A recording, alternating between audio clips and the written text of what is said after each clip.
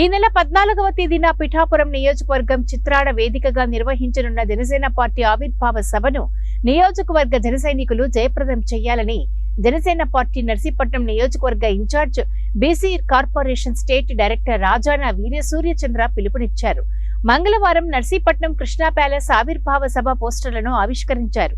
అనంతరం సూర్యచంద్ర మాట్లాడుతూ సార్వత్రిక ఎన్నికల్లో ఘన విజయం తర్వాత నిర్వహిస్తున్న తొలి ఆవిర్భావ సభ కావడంతో పార్టీ ప్రతిష్టాత్మకంగా ముందుకు తీసుకెళ్తుందని అన్నారు. నా భూతో నా భవిష్యత్ అనే విధంగా ఏర్పాట్లు జరుగుతున్నాయని చెప్పారు. 2014లో పవన్ కళ్యాణ్ పార్టీని స్థాపించారని అన్నారు. పార్టీ స్థాపించినప్పటి నుండి ఎన్నో కష్ట నష్టాలు ఆటుపోటులను తట్టుకొని పార్టీని తన సొంత రెక్కల కష్టంతో ముందుకు నడిపారని అన్నారు. ఇన్నేళ్ల పార్టీ ప్రస్థానంలో ఏనాడు కూడా రాజకీయ లబ్ధి కోసం పవన్ కళ్యాణ్ పని చెయ్యలేదని అన్నారు. మానవత్వం, నిజాయితీతో కూడిన విలువైన ప్రయాణం మాత్రమే చేశారని చెప్పారు. కావున నియోజకవర్గంలో జనసేన నాయకులు, జన సైనికులు, వీర మహిళలు, అభిమానులు ఈ ఆవిర్భావ సభను జయప్రదం చెయ్యాలని ఆయన ఆకాంక్షించారు.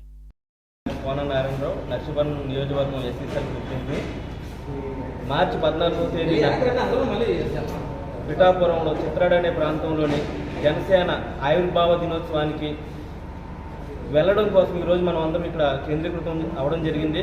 సో ప్రధానమంత్రి గారు అన్నట్టు ఏ పవన్ నహీ హై తుఫాన్ హై అన్నట్టు ఈ 14వ తేదీన నర్సీపట్నం నుంచి జన సముద్రం సునామీలా వెళ్ళాలని చెప్పి ఈ సందర్భంగా పిలుపునివ్వడం జరుగుతుంది. సో 14వ తేదీన విజయోత్సవ సభను గర్వంగా జరుపుకొని ప్రజాస్వామ్యాన్ని కాపాడుకొని మరొక కొన్ని సంవత్సరాలు ఈ ఆంధ్రప్రదేశ్లోని భారతదేశంలో ప్రజాస్వామ్యాన్ని కాపాడుకోవడానికి ఇలాంటి ఆవిర్భావ దినోత్సవం మరిన్ని జరుపుకోవాలని కాంక్ష. ఏంటంటే 14వ తారీఖున మన జనసేన పార్టీ ఆవిర్భావ దినోత్సవం, అది కూడా ఎక్కడో మన విజయవాడలో కాకుండా మన పక్కనే పిఠాపురంలో పెట్టడం వల్ల అది మనకి చాలా అదృష్టం.